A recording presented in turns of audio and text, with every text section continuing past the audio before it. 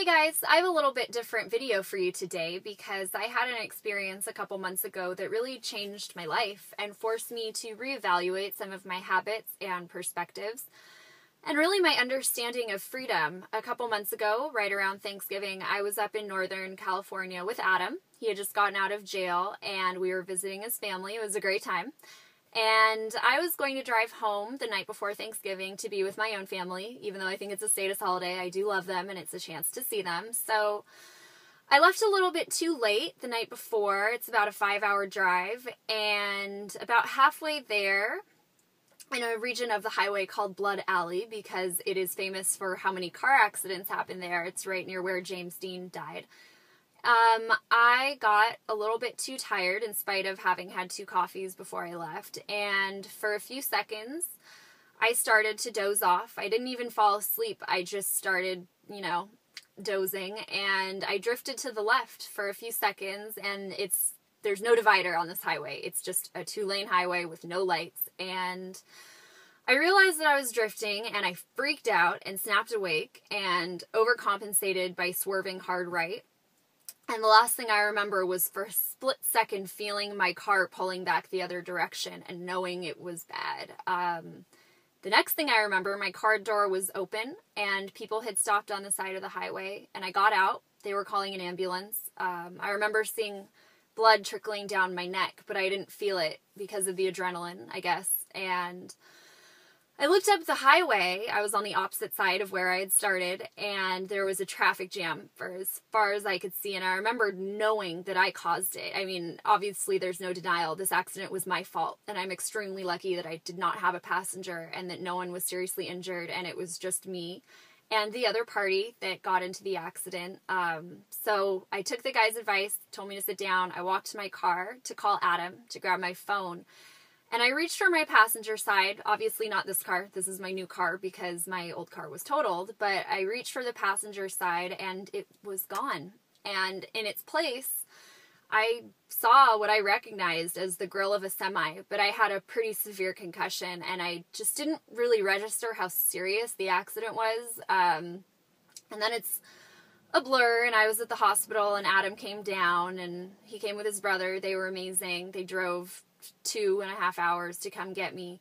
And Adam found a piece of glass and metal in my eye that the doctors hadn't found. He also found 3 gashes in my head that they were going to let me leave with, that also needed stitches. But I did get stitches right here. This is my scar. Adam named it Carrie Potter because it looks kind of like a lightning bolt up close. But anyway, I obviously spent Thanksgiving back up in Northern California. It was very nice. And when I got to the tow yard a few days later after the holiday weekend to get all my things, I saw how serious the accident was.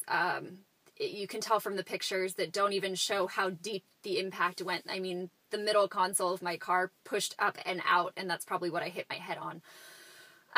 But seeing that and realizing that I came out of it with so few injuries outside of a little bit of muscle soreness really made me stop and realize that if I had died in that accident, like I probably should have, I would have lived my life and left behind such a short little legacy of so much negativity and pessimism and worry and anxiety. And ultimately, that's my fault.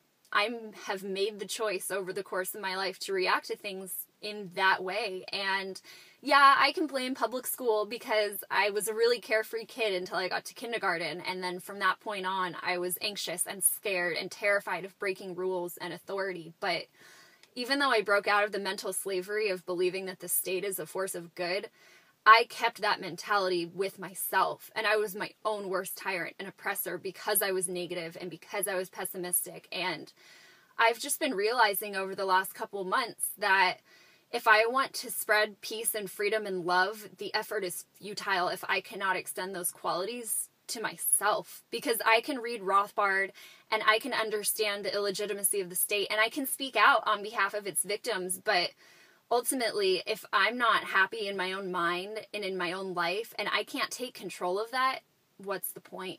Because what I'm realizing and what I guess I failed to truly and fully understand is that freedom starts on the individual level. It's only at the individual level, and it's personal responsibility. It's everything that matters is the ability to be in control of your own mentality. And I really, really, really lacked that. And Adam always says, and he's told me a million times, that you have to choose to be happy. Happiness causes freedom. It's not the other way around.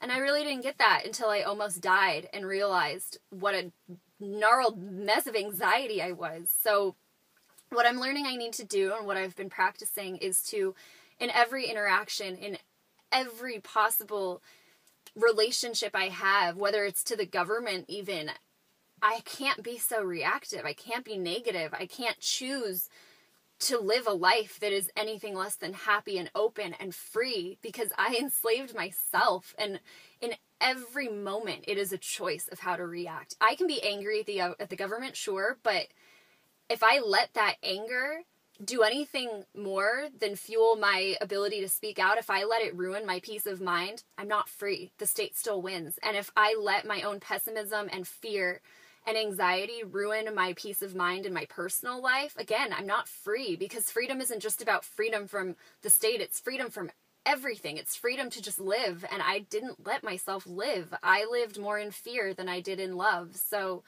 I have to actively now make the choice to respond to things with love and compassion and gratitude and awareness and understanding, not fear and anger and anxiety, because I just kept myself enslaved. And every time I see the girl of a semi, it's just a reminder to me of how lucky I am to be on this planet and to be speaking out for peace and love and freedom and against all of the vehicles that ruin those things. So I just have to remember to extend that to myself. And that's the biggest lesson in freedom that I've learned. And it took a semi, but at least I'm getting it now.